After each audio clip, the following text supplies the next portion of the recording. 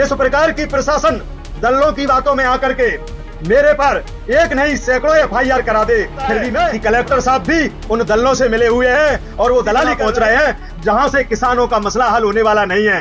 यदि प्रशासन बड़ा विवादित क्या है, इतना क्यों बोलना पड़ा? कोई भी वक्तव्य मेरा विवादित नहीं है। मैं आपको बताना चाहता हूं कि मैंने किसानों की आवाज उठाई है और मैं किसान का बेटा हूं। अंतिम समय तक किसानों के साथ खड़ा रहूंगा। मैं कभी भी प्रशासन की ओर झुकने वाला नहीं हूं। किसानों के साथ खड़ा था, किसानों के साथ खड़ा हूं और किसानों के साथ खड़ा रहूंगा। जो दलाल किस्म के दल्ला हैं वो इस बात को भूल रहे हैं कि किसान कितना परेशान है। 1300 की बोरी 1700 में नहीं बेचने दूंगा। यूरिया की 272 की बोरी 500 में नहीं बेचने दूंगा। मैं किसान का बालक हूं, किसानों के साथ हूं और सदैव किसानों के साथ खड़ा रहूंगा। इस प्रकार की प्रशासन दलों की बातों में आकर के मेरे पर एक नहीं सैकड़ों FIR करा दे, फिर भी मैं घबराने वाला नहीं हूं, डराने वाला नहीं हूं, क्योंकि मैं किसानों के साथ हूं, किसान का बालक हूं। इसीलिए जो भी मैंने कहा था सत्य कहा था, कोई भी अनलीगल भाषा का प्रयोग मैंने नहीं किया था।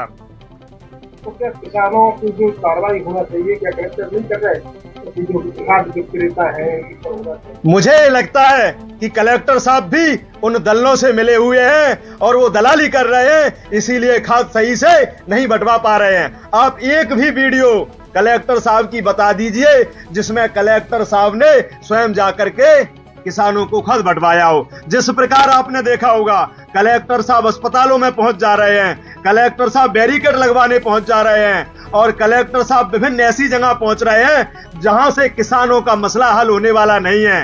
यदि प्रशासन के द्वारा मेरे पर झूठी FIR करवाई गई है और इस FIR से किसानों का मसला, किसानों की समस्या हल होती है, तो मैं FIR से घबराने वाला नहीं हूं।